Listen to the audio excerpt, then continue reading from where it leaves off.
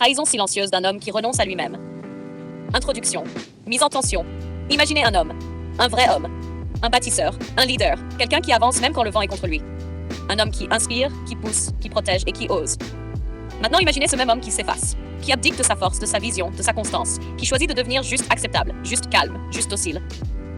Une femme voit ça. Pas avec ses yeux, pas avec son esprit, mais avec son instinct, avec son cœur. Et à ce moment-là, quelque chose se brise. Quelque chose de primal. Immersion brute. Immersion brute. Scène concrète. Tu es à table avec elle, vous parlez, vous riez. Mais elle sent que quelque chose a changé. Ses yeux cherchent le feu dans le tien. Le feu d'un homme qui avance, qui décide, qui agit. Et ce feu n'est plus là. Elle ne dit rien, mais tout est dit. Ton absence de courage, ton renoncement, ton effacement. Elle sent que tu n'oses plus. Elle sent que tu contentes. Et ce contentement, cette résignation, c'est pire qu'une trahison. Elle ne le crie pas. Elle ne te gifle pas. Elle part simplement, sans bruit. Parce que la force d'un homme n'est pas négociable. Et ce qu'elle ne peut pardonner, ce n'est pas un mot. Ce n'est pas une faute. C'est l'abandon de sa vraie nature. Analyse. Pourquoi elle ne pardonne pas? La nature humaine d'un homme, sa constance, son courage, sa capacité à bâtir, ce n'est pas optionnel pour elle. Ce n'est pas un trait de caractère parmi d'autres. C'est la preuve de sa valeur, la garantie de sa place dans le monde. Lorsqu'un homme renonce à cela, il renonce aussi à sa légitimité, à sa capacité de protéger, de créer, d'inspirer. Et une femme le sait instinctivement.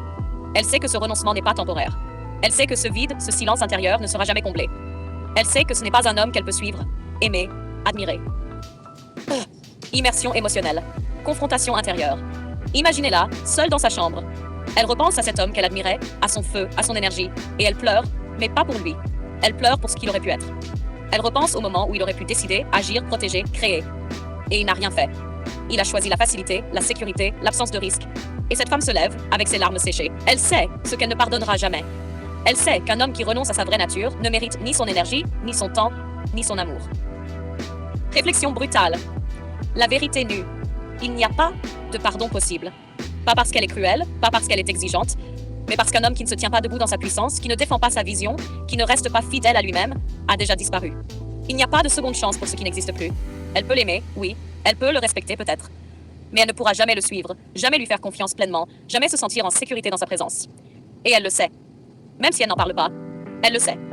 Son instinct est inflexible. La nature humaine d'un homme, quand elle est trahie, ne se répare pas. Conclusion. Punch final. Alors, messieurs, écoutez-la. Ne perdez jamais votre feu, votre constance, votre courage.